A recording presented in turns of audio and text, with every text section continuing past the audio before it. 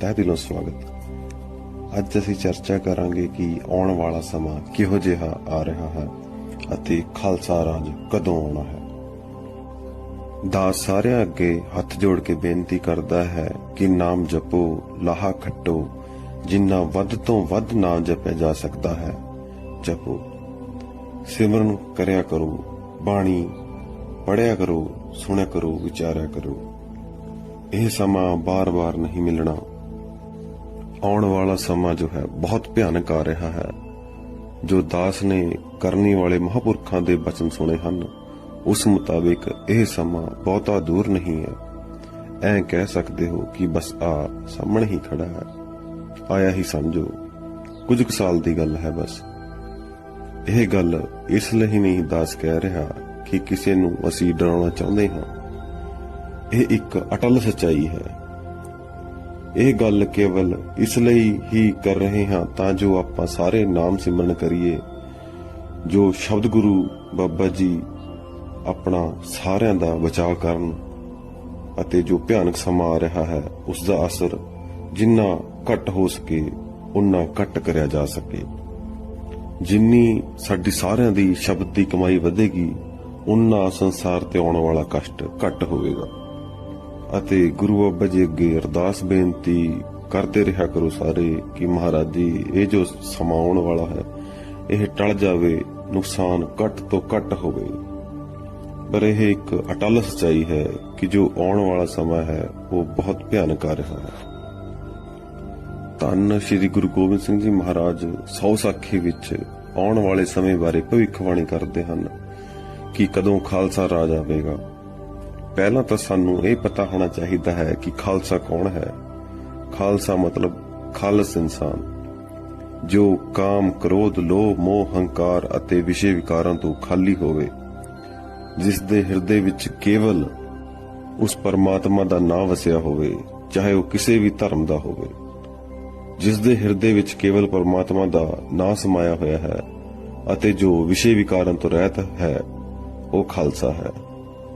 ਗੁਰੂ ਬਾਬਾ ਜੀ ਸੌ ਸਾਖੀ ਵਿੱਚ ਜੋ ਫਰਮਾਨ ਕਰਦੇ ਹਨ ਕਿ ਖਾਲਸਾ ਰਾਜ ਤੋਂ ਪਹਿਲਾਂ ਜੋ ਸਮਾਂ ਆਵੇਗਾ ਉਹ ਬਹੁਤ ਭਿਆਨਕ ਹੋਵੇਗਾ। ਇਸ ਕਰਕੇ ਸਾਨੂੰ ਕੇਵਲ ਇਹ ਸੁਣ ਕੇ ਹੀ ਛਾਲਾਂ ਨਹੀਂ ਮਾਰਨੀਆਂ ਚਾਹੀਦੀਆਂ ਕਿ ਖਾਲਸਾ ਰਾਜ ਆਉਣ ਵਾਲਾ ਹੈ। ਉਹ ਤਾਂ ਗੁਰੂ ਬਾਬਾ ਜੀ ਦੇ ਅਟੱਲ ਬਚਨ ਹਨ, ਜ਼ਰੂਰ ਅਤੇ ਜਲਦੀ ਆਵੇਗਾ। ਪਰ ਖਾਲਸਾ ਰਾਜ ਵਿੱਚ ਜਾਣ ਲਈ ਅਤੇ ਸਤਿਯੁਗ ਵਿੱਚ ਜਾਣ ਲਈ ਸਾਨੂੰ ਨਾਮ ਸਿਮਰਨ ਨਾਲ ਜੁੜਨਾ ਪਵੇਗਾ। ਕੇਵਲ ਉਹੀ ਬਚੇਗਾ ਜੋ ਨਾਮ ਜਪੇਗਾ। ਬਾਕੀ ਕਿਸੇ ਦੀ ਐਂਟਰੀ ਨਹੀਂ ਹੋਣੀ ਖਾਲਸਾ ਰਾਜ ਵਿੱਚ ਅਤੇ ਸਤਿਯੁਗ ਵਿੱਚ। ਜੇ ਨਾਮ ਹੀ ਨਹੀਂ ਜਪਾਂਗੇ, ਇਸ ਤਰ੍ਹਾਂ ਹੀ ਵਿਅਰਥ ਸਮਾਂ ਲੰਘਾਉਂਦੇ ਰਹਾਂਗੇ ਤਾਂ ਖਾਲਸਾ ਰਾਜ ਤੇ ਸਤਿਯੁਗ ਵਿੱਚ ਸਥਾਨ ਪ੍ਰਾਪਤ ਨਹੀਂ ਕਰ ਸਕਦੇ।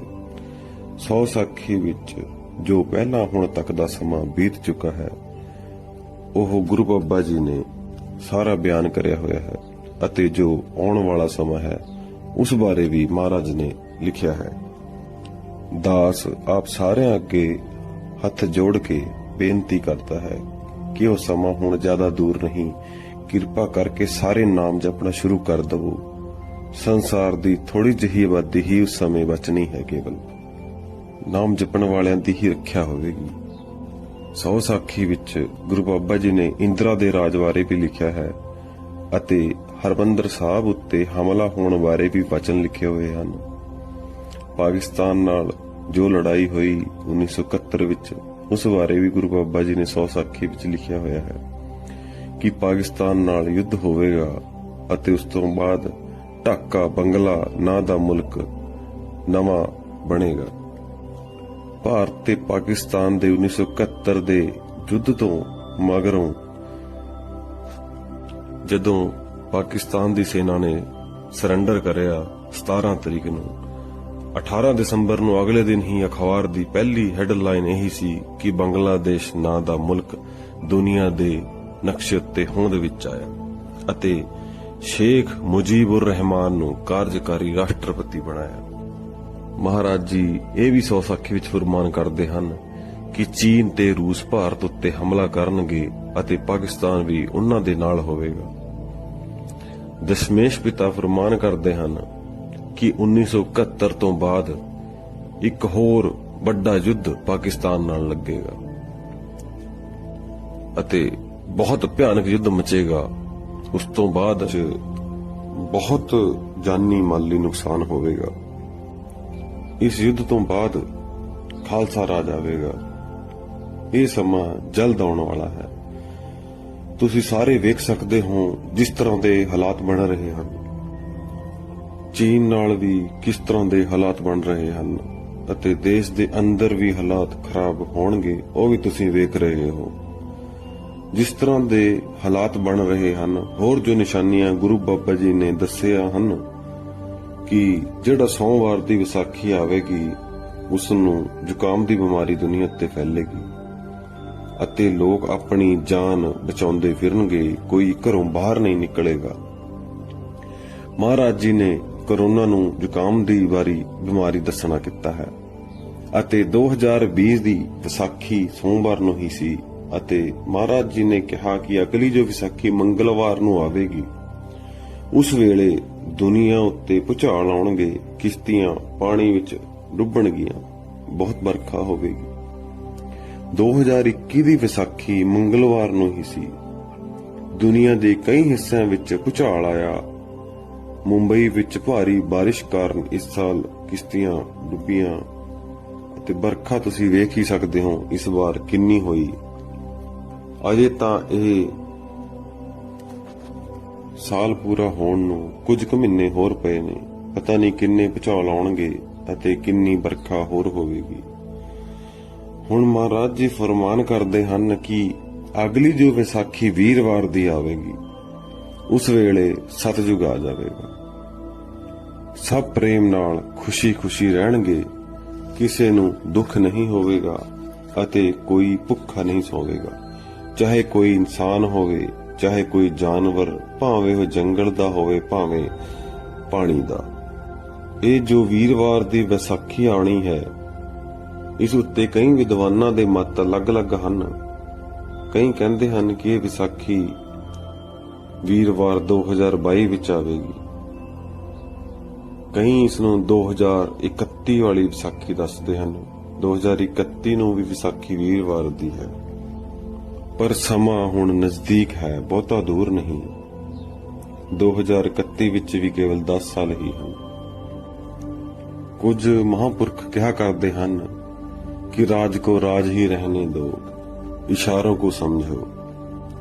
कुछ गल्लां अजिहियां हन जो राज ही रहनी चाहिदियां हन। जे किसी नूं इशारा समझ आवे तां ओह सूझवान है, विवेक बुद्धि वाला है। दास नूं तां अजे तक समझ नहीं आई कि इशारा की है, क्योंकि थोड़ी बुद्धि है अजे। गुरु किरपा करके समत बख्श देवे तां शुकराना है। सो भावे जो भी होवे, समा हुण ज्यादा दूर नहीं, बहुत नजदीक आ रहा है। सो जेकर सतयुग विच जाना चाहुंदे हो तां इस घड़ी ही नाम सिमरन करना शुरू कर दवो। दास ने एक महापुरखों कोलों वचन सुने सन कि 2013 तो ही सतयुग दी लिस्टां तैयार हो रही हैं कि किस नूं महाराज जी सतयुग विच थां देणगे। सो सारे अगे बेनती है कि नाम जपो ਤਾਂ ਜੋ ਆਪਣਾ ਵੀ ਭਲਾ ਹੋਵੇ ਅਤੇ ਸੰਸਾਰ ਦਾ ਵੀ। ਪਰ ਜੇ ਸਤਜੁਗ ਵਿੱਚ ਵੀ ਗੁਰੂ ਬਾਬਾ ਜੀ ਨੇ ਕਿਰਪਾ ਕਰਕੇ ਥਾਂ ਦੇ ਦਿੱਤੀ ਤਾਂ ਵੀ ਖਹਿੜਾ ਤਾਂ ਨਾਮ ਜਪ ਕੇ ਹੀ ਛੁੱਟਣਾ ਹੈ। ਇਸ ਕਰਕੇ ਇਸ ਗੱਲ ਵੱਲ ਵੀ ਖਾਸ ਧਿਆਨ ਨਹੀਂ ਦੇਵੋ। ਜੋ ਕੁਦਰਤ ਦੀ ਕਿਰਿਆ ਹੈ ਉਹ ਚੱਲਦੀ ਰਹੇਗੀ ਉਸ ਦੇ ਨਿਯਮਾਂ ਮੁਤਾਬਿਕ, ਪਰ ਸਾਨੂੰ ਪਰਮਾਤਮਾ ਨਾਲ ਪ੍ਰੀਤੀ ਪਾਉਣੀ ਹੈ। ਸਾਡੀ ਹੋਰ ਕੋਈ ਮੰਗ ਨਹੀਂ ਹੋਣਾ ਚਾਹੀਦੀ कि सानू सतयुग विच थां मिले जां कोई होर सानू थां जगह मिले। सानू तां अपने प्यारे दे चरनां विच थां प्राप्त करनी है, सचखंड विच, अते उस विच लीन हो जाना है सदा लई। यह जो कलयुग विच नाम जपना है, यह एक बहुत लाहा लैण वाली गल है। इस समय जो कलयुग विच नाम जपिया जांदा है उस नाल खेड़ छेती बनती है ते छुटकारा छेती मिलता है। सतयुग दे 100 वरे ते कलयुग दा केवल 1 वरा नाम जपना, इन्ना फर्क है। सो लाहा लईए कि जो कलयुग दे कुछ साल बाकी रहिंदे हन उन्हां विच नाम सिमरन करिया जावे तां जो गुरु नाल प्रीति छेती पै जावे। ਇਸ ਕਲਯੁਗ ਵਿੱਚ ਨਾਮ ਜਪੋ, ਲਾਹਾ ਲਵੋ ਅਤੇ ਆਪਣੇ ਪਿਆਰੇ ਨਾਲ ਇੱਕਮਿਕ ਹੋ ਜਾਵੋ। ਸਾਡਾ ਟੀਚਾ, ਸਾਡੀ ਮੰਜ਼ਿਲ, ਸਾਡਾ ਧਿਆਨ ਪਰਮਾਤਮਾ ਦੀ ਪ੍ਰੇਮ ਭਗਤੀ ਹੀ ਹੋਣਾ ਚਾਹੀਦਾ ਹੈ, ਨਾ ਕਿ ਅਸੀਂ ਇਹੀ ਵੇਖੀ ਜਾਈਏ ਜਾਂ ਦੇਖ ਕੇ ਖੁਸ਼ੀ ਮਨਾਈ ਜਾਈਏ ਕਿ ਸਤਿਯੁਗ ਆਵੇਗਾ, ਖਾਲਸਾ ਰਾਜ ਆਵੇਗਾ। ਸਾਡੀ ਖੁਸ਼ੀ ਤਾਂ ਪਿਆਰੇ ਦੇ ਪ੍ਰੇਮ ਵਿੱਚ ਹੀ ਹੋਣੀ ਚਾਹੀਦੀ ਹੈ। ਜੋ ਗੁਰੂ ਪਿਆਰੇ ਮਹਾਂਪੁਰਖ ਹਨ, ਉਹ ਸੰਸਾਰ ਦੇ ਹੋਰ ਬਦਲਾਵਾਂ ਵਿੱਚ ਧਿਆਨ ਨਹੀਂ ਕਰਦੇ। ਉਹ ਚਾਹੇ ਕਲਯੁਗ ਵਿੱਚ ਹੋਣ, ਚਾਹੇ ਸਤਿਯੁਗ ਵਿੱਚ, ਚਾਹੇ ਖਾਲਸਾ ਰਾਜ ਵਿੱਚ, ਉਹਨਾਂ ਨੂੰ ਤਾਂ ਕੇਵਲ ਨਾਮ ਹੀ ਜਪਣਾ ਹੈ, ਗੁਰੂ ਦੇ ਪ੍ਰੇਮ ਵਿੱਚ ਹੀ ਮਸਤ ਰਹਿਣਾ ਹੈ। ਭਾਵੇਂ ਕਿਸੇ ਵੀ ਰਾਜ ਵਿੱਚ ਰੱਖ ਲਵੋ, ਭਾਵੇਂ ਕਿਸੇ ਵੀ ਯੁੱਗ ਵਿੱਚ ਰੱਖ ਲਵੋ, ਸਾਨੂੰ ਤਾਂ ਪਿਆਰੇ ਦੀ ਖੁਸ਼ੀ, ਉਸ ਦਾ ਮਿੱਠੜਾ ਪ੍ਰੇਮ ਹਾਸਿਲ ਕਰਨਾ ਹੈ। ਪਰੰਤੂ ਇਹ ਸੌ ਸਾਖੀ ਵਿੱਚ ਗੁਰੂ ਬਾਬਾ ਜੀ ਦੇ ਜੋ ਬਚਨ ਹਨ, ਇਹ ਸਾਂਝੇ ਕਰਨੇ ਇਸ ਕਰਕੇ ਜ਼ਰੂਰੀ ਹਨ, ਜੋ ਮੇਰੇ ਵਰਗੇ ਨਾਮ ਨਹੀਂ ਜਪਦੇ ਉਹ ਨਾਮ ਜਪ ਲੈਣ ਅਤੇ ਬਖਸ਼ੇ ਜਾਣ। ਨਹੀਂ, ਪਤਾ ਨਹੀਂ ਫੇਰ ਮੌਕਾ ਮਿਲੇਗਾ ਕਿ ਨਹੀਂ ਮਿਲੇਗਾ।